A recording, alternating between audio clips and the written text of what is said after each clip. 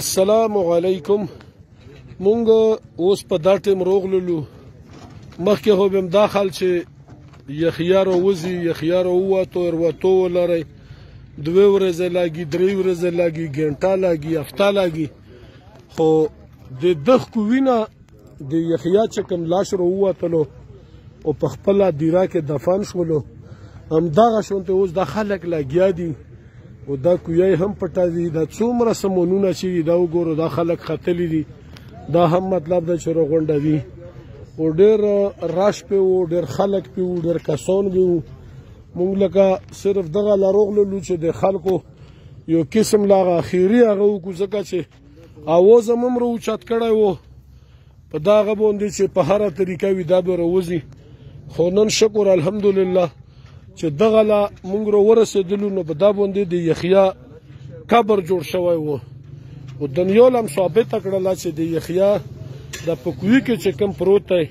دا به انشاءالله راوبوسو په خپل قبرستان کې به دفن کوو نو د الله رب العزت لاک لاک شکر دی چې نن چې کوم دی دغه قبر کلوش ولو د کوی نه یخیا راووتلو او دا چې کوم دی په خپل قبرستان کې دفن شولو دا ټول چې کوم هغه دا وګورو دغه سمونونه دي دا مرو کوزوي او دلته کې موږ به دغه نه لږه ویډیو هم وکړو دغه سمونونه ټول روغونډ کړل دغه چې کوم دی دا هغه یو قسم لا ورته هغه ویلی شي ډرام چې دغه ډرام او دغه بوکې د یخیا په راوښکو کې ډېر غټ کردار ادا کړی دی دغه مشیندریدو دا ټول خلک دي دلته کې ویلوړ دي او دلته کې چې مونږ روغللو نو مونږ به خلکو له ویل چې مشرانو به وشي پردی غم دی وورو سوړ وي او ویګا چې کوم دنیو کم خلک روغلي وو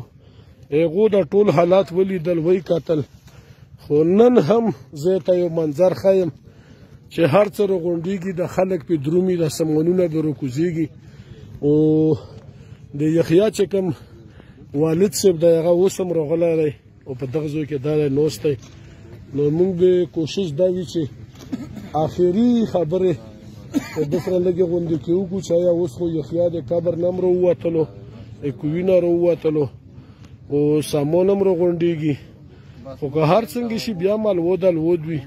پلور خو بیا هم زړه نه صبرېږي نو دغه حالات دغه واقعات وړاندې یې هم ویډیو کړې وه او آخري هم چې کوم دی دا ویډیو او دا چې کوم دی تخایو چې د خلک روغلی دی ورسی السلام علیکم خیر صحت ته خره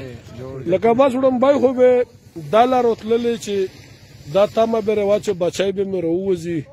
او ویل به چې یاره زه یې په سینه پرې ونسم خو بیا یې دفن کم خو بس چې څه کوي الله کوي خو اوس خو چې کوم د یخیا هم راووتلو دا کویای به هم پټ شي دا خلک به هم لوړ شي نو اوس دلته څنګه نوست یې په کوم هغه باندې نوست یې بسم الله الرحمن الرحیم اول خو ټولو خلکو له زړه کومینه او زړه درنه دا هغه کون چې الله پاک پروردګار دی د اول دغو خلکو له چې کوم د دلته په خوی کې کار کولو او بل هغه خلکه چې کوم خلک ټول دردمند مو هغه دنیا پار ګوټ کې وای هغو ټولو زړه کومینه شکریا ادا کوم و الله نه دا سوال کوم چې الله پاک دې دغه دنیا او آخرت بدلی ویر کی ما هیڅ قسم هغه نشته خو الله نه ویله هر وخت دعاګوی یم و الله نه ویله سوال کوم بل چې کوم د راوتو خبره ده نو راوتو خبره خو به داسې وکړو چې یخیا خو ټیک ته راووته کوی نه خلکو په محنت باندې خلکو په جدوجهد باندې او بلکې زه دا نه ویم چې دا صرف یو سپای وکړو یا یو کمبرخیل وکړو یا یو ملک دین خیل وکړو یا یو اپریدي وکړو زه دا کلن کله دا خبره کوم چې دا ټولې خیبر پښتونخوا وکړلو او ټولو خلکو چې کوم دی په دا کې خپل هغه چې کوم دی چا کم قسم واس و داس و هغه مخکې کړلو زه بیا هم د ټولو زړی کومینه بیا د زړی کومینه بیا د زړی کومینه شکریا ادا کوم او دعاګوی به وم انشاءالله چې کومه پورې ژوندی وم او دویمه خبره دا چې مور وتل خو بس داسې چې خامخا ته ټایم پورې خو به دا هغه مونږ په زړه کې وي چې مثال یخیا په دغه کوی کې مونږ نه تللی و او دغه شانتې دومره ورځې تېرې کړې او پوره مکمل به دا باندې مونږ په زړه کې یو کتاب وي یو هغه وي چې مثال په کومه پورې ژوندي وو او چې کله مړه شو بس بیا به څنګه یحیی نه پاتې شو داسې به موږ هم پاتې شي دا دنیا نو زه بیان د فاروق بھائی د دغو ټولو خلکو یې زړه کومینه شکرګزار یم والله پاک د ټولو لای دنیا او آخرت بدلې ورکړي. تو خو ډېره ښکلې خبره وکړله ورته چې دا زړه نه چېرته وځي واقعي خبره ده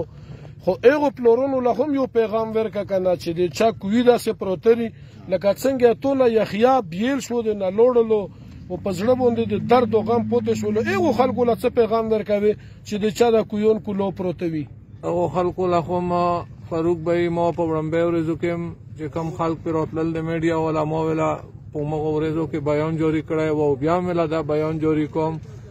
چې څومره خلک د دغه شي سره هغه دي مثال دا شیونه کولاو پاتې شوي دي یا دا شانتې نور داسې هغه شیونه دي چې هغې نه همدا تاوان جوړېږي همدا نقصان جوړېږي هغو ټولو خلکو لا که هغه یې مونږ ضلعي انتظامیه ده که هغه یې مونږ د باړې چې کوم سیاسي هغه دي که هغه یې مونږ همداسې د خیر ښېګړې خلک دي تنظیمونه دي دغو ټولو له مونږ دا اپیل دی او دا مې له ریکویسټ او ګزارش دی چې دا دغو شیانو د روکتام وشي او دا بند کړی شي او بل د څنګه چې د یحیی چې کوم دی دا قبرستان څو ورځې جوړ شوی و و 18-19 ورځې دا جوړ شوی و نو زه دا ویم چې بیا یې پوره داسې حادثو نه و داسې مشکلاتو نه د خلک په امان کې وي نو زه به په دا باندې ټولو خلکو له دا هغه وکړم چې دغې خامخا بندوبست وکړی شي. یو جهان مننه ګرونو کتونکو دا د والد صاحب و چې ډېر په صفا الفاظو کې یې وویل اوس هم زړه نه صبرېږي او زه دا خبره کوم ته مفهوم غواړم خو دا دای چې دل ترڅینو دا موی و رایه دو چې ویم لیدلو چې لوړلو په خپل قبرستان کې دفن شولو خو پلور به یې په دا نیت ترڅي چې کیدای شي چې مولا بچی په دا کې پروت وي زه یې ووینم لکه الوت چې کوم دی دا ډېر خوږ شی وي خو دا دای چې مخامخ نوسته او کومې خبرې یې ته وکړلې